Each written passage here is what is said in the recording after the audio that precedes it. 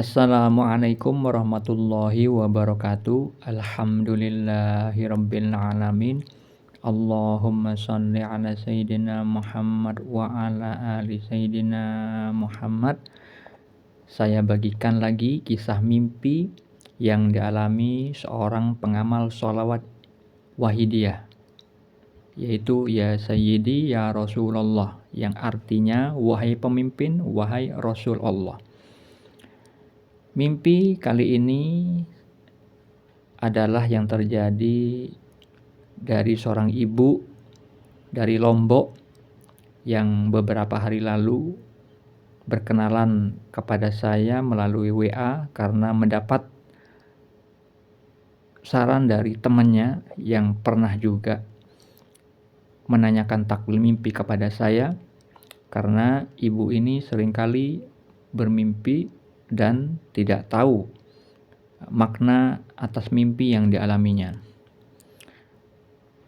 Sebelumnya saya pernah ceritakan mimpi yang beliau alami, namun kali ini mimpi yang terjadi karena sudah mengamalkan sholawat ya Sayyidi ya Rasulullah.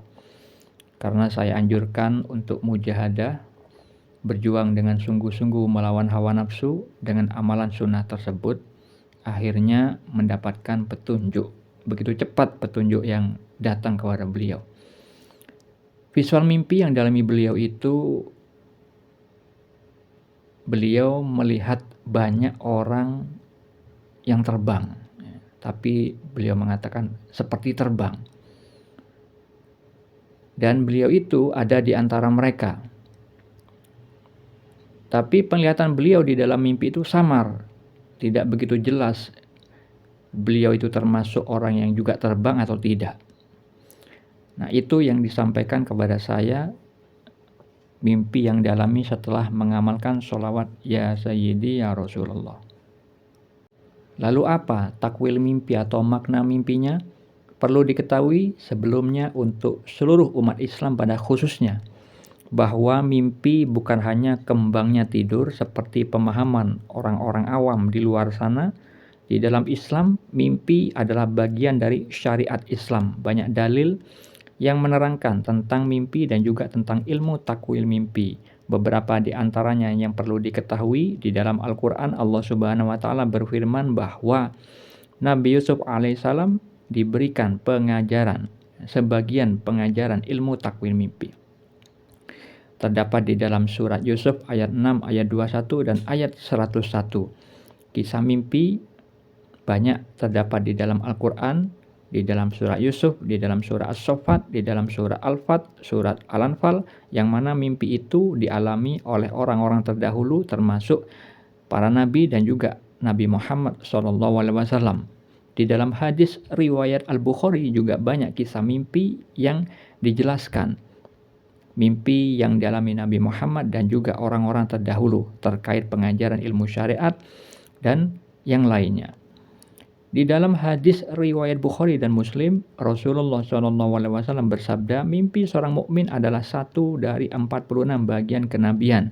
Di dalam hadis riwayat Ibnu Majah, beliau bersabda, mimpi seorang muslim yang saleh adalah satu dari 46 bagian kenabian. Di dalam Sahih Muslim, beliau membagi mimpi menjadi 3. Mimpi yang baik, kabar gembira, itu datangnya dari Allah. Yang kedua, mimpi yang datangnya dari bisikan hati. Mimpi dari bisikan hati maksudnya adalah ketika orang itu belum tidur, sering memikirkan suatu hal, akhirnya terbawa di dalam mimpi. Mimpi jenis ini tidak perlu dicari maknanya karena tidak memiliki makna. Mimpi jenis yang ketiga adalah mimpi yang menyedihkan. Itu datangnya dari setan. Terkadang menyeramkan. Itu juga tidak perlu ditakwil karena tidak memiliki makna, dan Nabi Muhammad menganjurkan untuk tidak menceritakan mimpi yang datangnya dari setan. Karena apa? Karena di dalam kehidupan mimpi seperti itu akan mengganggu aktivitas manusia. Tujuan setan itu menggoda manusia di dalam tidur agar menjadi was-was di dalam melakukan aktivitasnya sehari-hari. Untuk mengetahui dalil lain terkait mimpi, Anda bisa baca pada deskripsi di video ini. Tentang takwil mimpi atau makna mimpi yang dialami ibu dari Lombok itu bermakna terbang itu adalah bagus. Kalau misalkan memang beliau termasuk orang yang terbang di dalam mimpi itu, namun beliau mengatakan terbangnya di situ itu nggak terlalu tinggi. Jadi agak dekat dengan permukaan tanah. Nah, kalau misalkan beliau termasuk orang yang terbang di dalam mimpi tersebut, itu bermakna beliau dirahmati oleh Allah. Dirahmati seperti apa? Diberi kemampuan.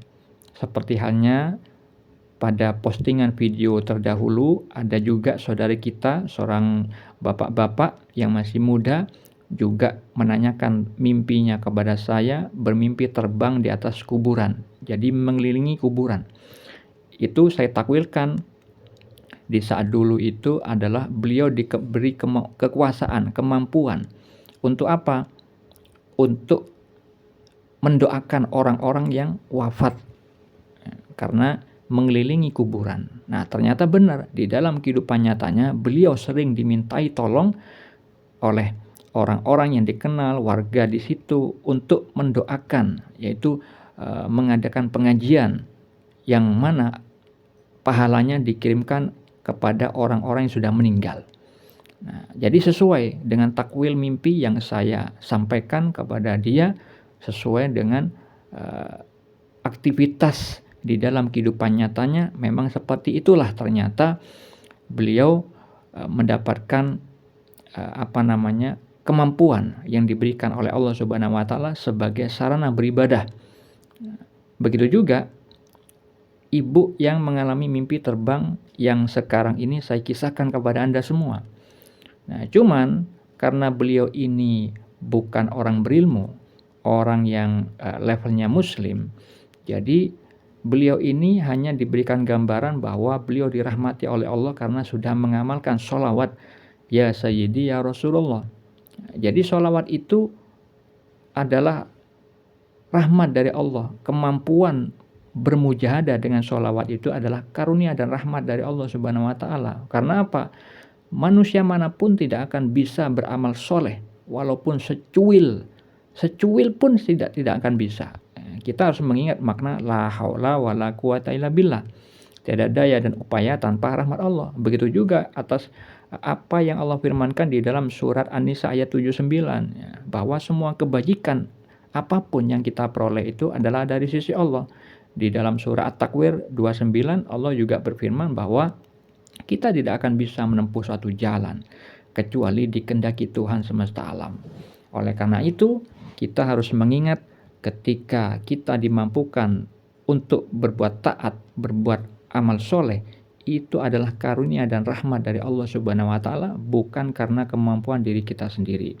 Jadi saudari kita itu mendapatkan rahmat dari Allah Subhanahu wa taala, akan diberi kemampuan. Kemampuan apa? Wallahu a'lam. Karena hal ini masih mujahadah beberapa hari, belum sampai 40 hari. Nanti biasanya ada korelasinya dengan mimpi-mimpi berikutnya. Nah, seperti beberapa contoh saudara-saudari kita yang sudah saya takwilkan di video pada waktu yang lalu, itu mendapat pemberitahuan berikutnya pada mimpi berikutnya tentang suatu amalan atau tarekat yang baru untuk diamalkan. Nah, saudara kita ini paling tidak mendapatkan petunjuk, mendapatkan perhatian dari Allah Subhanahu wa taala melalui mimpi yang dialaminya, yang mana hal itu adalah bukti bahwa mujahadahnya diridhoi oleh Allah sehingga memberikan dampak kepada diri beliau mendapatkan petunjuk. Tidak semua orang mendapatkan petunjuk tentang keadaan spiritualnya dari Allah Subhanahu wa taala. Jadi mimpi ini termasuk raport spiritual dari Allah Subhanahu wa taala, bukan pengakuan diri beliau sendiri. Saya hanya membantu menerjemahkannya supaya memahami pesan dari Allah seperti apa maksud mimpi yang dialami beliau itu. Nah, jadi kalau misalkan orang sering bersolawat, maka harus kita ingat sabda Nabi Muhammad SAW, barang siapa yang bersolawat untukku sekali, maka Allah akan bersolawat untuknya 10 kali, diampuni dosa-dosanya dan diangkat baginya 10 derajat. Biasanya nanti mudah memahami ilmunya. Semoga kisah mimpi ini bermanfaat bagi kita semua. Assalamualaikum warahmatullahi wabarakatuh.